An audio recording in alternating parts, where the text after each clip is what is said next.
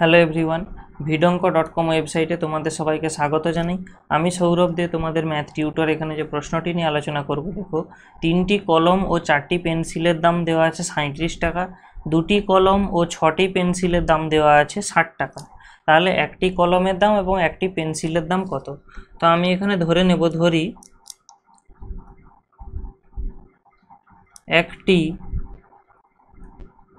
ধরে নিচ্ছি আমি একটি কলমের দাম x টাকা এবং সেই হিসাবে একটি আমি পেন্সিলের দাম আমি ধরে নিচ্ছি y টাকা। ওকে, তো দেখো আমাদের প্রথম যে কেসটা বলা আছে 3টি কলম, তাহলে 3টি কলমের দাম হয় 3x টাকা, 4টি পেন্সিলের দাম হবে 4y টাকা, এটা দেওয়া আছে 37। এটাকে আমি বলতে পারি 1 নম্বর সমীকরণ। এবং আরেকটা কেসে বলা আছে, দেখো 5x, মানে যেহেতু 5টা কলম বলা আছে তাহলে 5টা কলমের দাম 5x এবং 6টি পেন্সিল দেওয়া আছে, তাহলে 6টি পেন্সিলের দাম 6y।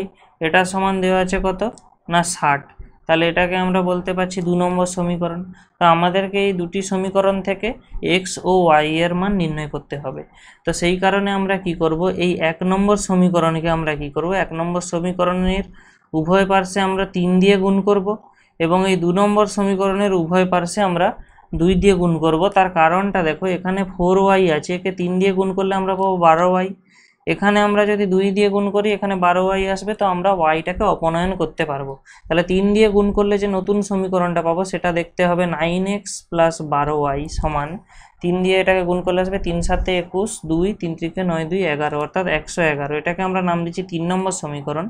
এবং 2 দিয়ে গুণ করলে আমরা এখান থেকে পাবো 10x plus 12y equal to আসবে 120। এটাকে আমরা দিচ্ছি 4 নম্বর সমীকরণ। তো এরপরে আমাদের কাজ কি হবে, 4 নম্বর মাইনাস 3 নম্বর করা, অর্থাৎ 4 নম্বর সমীকরণ থেকে আমরা 3 নম্বর সমীকরণ বিয়োগ করছি। তো কি আসছে দেখো, 10x প্লাস 12y, এটা আমাদের ছিল 120। এরপরে আছে 9x plus 12y equal to 111। তাহলে বিয়োগ করে দিলে দেখো আমাদের কি হবে, এখানে এই 12y কেটে যাবে এবং এটা বিয়োগ হয়ে গেলে আমাদের আসবে x এবং এদিকে চলে আসবে 9। তাহলে আমরা x এর মান পেয়ে গেলাম 9।